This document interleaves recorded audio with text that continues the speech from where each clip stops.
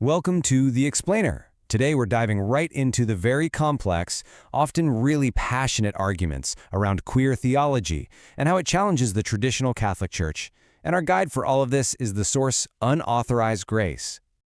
So our journey kicks off with this really powerful metaphor from the source, the red cloth. And as you can probably tell, it's not a gentle image at all. It's meant to capture this deep, sensitive, and super emotionally charged conflict happening inside one of the world's oldest institutions, a conflict that's both an irritant and, as we're about to see, a real source of possibility. You can really think of this whole tension as a tale of two cloths, the red cloth representing conflict and the white cloth representing grace. To understand how we get from one to the other, we're going to follow the source's narrative. First, we'll nail down the problem. Then we'll get into the human stakes, and finally, we'll look at the proposed solution. So, let's start with the problem. Okay, first things first, let's really understand the problem. The source lays out the theological bedrock for the Church's long-standing prohibitions, a foundation that, today, is facing some pretty intense scrutiny. So what's really at the heart of the traditional stance? Well, it's a concept called natural law. This is the idea that nature itself is like a rigid blueprint for how we should live, for our morality. And for centuries, this has been interpreted to mean that the one and only natural purpose for sexuality is having children within a marriage between a man and a woman. This slide just illustrates the fundamental disagreement perfectly. It really boils down to one question. Where do we find God's will? Is it in a fixed, binary order of creation, like you see on the left? Or is it in the vibrant, messy, beautiful diversity of creation on the right? Queer theology makes the case for the second one, seeing all that abundance, not restriction, as the true starting point. And this satirical image, it just brilliantly illustrates the core critique. The source points out that by putting a static biological view of nature, symbolized here by that DNA helix on the altar, on a pedestal, it can become its own kind of idol worship. The argument is that this kind of focus completely misses the bigger spiritual and human picture. So here's the crucial point. Critics argue that these natural law arguments are not only intellectually flawed, but they're also inconsistent. They point to a classic logical fallacy. Just because something is a certain way in biology doesn't automatically mean it ought to be that way morally.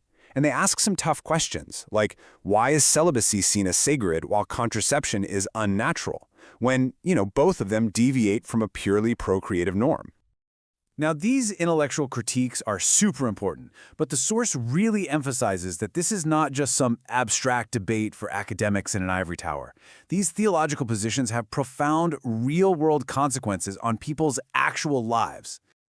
To really get the human cost, the source brings in the concept of intersectionality. Think of it this way. A queer person of color in the church might face discrimination based on their race and their sexuality. These exclusionary doctrines don't just hit from one direction. They create multiple overlapping layers of harm. It's like being hit from several directions at once. So, in response to this exclusion, queer theology goes right back to the original texts and offers a brand new reading. Take this famous verse from the Apostle Paul. The traditional reading on the left sees it as a call for spiritual unity, but the queer reading on the right interprets it as something way more radical, a complete rejection of the binary gender order itself. It suggests that faith can actually overcome these rigid human-made categories. Okay, so after identifying the problem and its very real human impact, the source moves beyond just critique to propose a really compelling alternative vision for the future of the Church. And this brings us right back to our opening metaphors. If the red cloth symbolized conflict, well, the white cloth represents its total opposite. It's a vision of theology that's not based on provocation, but on clarification, on care, and on healing, creating a safe space for open and honest conversation. Now, a core idea in this new vision is something the source calls existential sacramentality. I know, it's a mouthful, but it's a revolutionary belief that grace isn't just something an institution hands out through official rituals.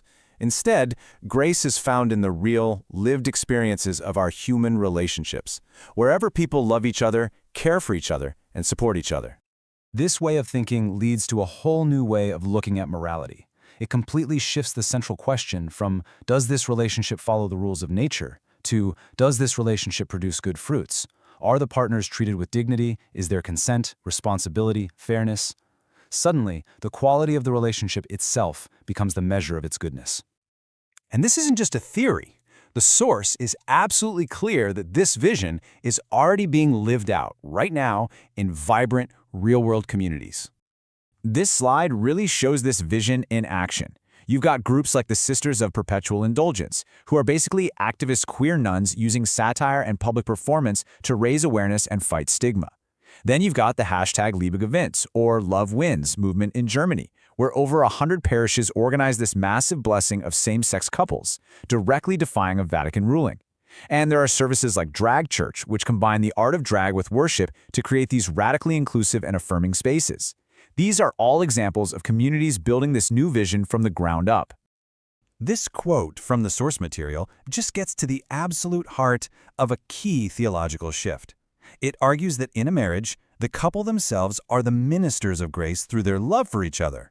The church's role, then, isn't to create that grace, but, as the quote says, to testify to and celebrate what God is already doing. And so we're left with the central question posed by the source material. The Catholic Church is facing a choice. Will its primary focus be on preserving historical norms, or will it be on a mission of compassion to save people? As the source suggests, the answer to that question is going to echo far beyond the walls of any one single institution.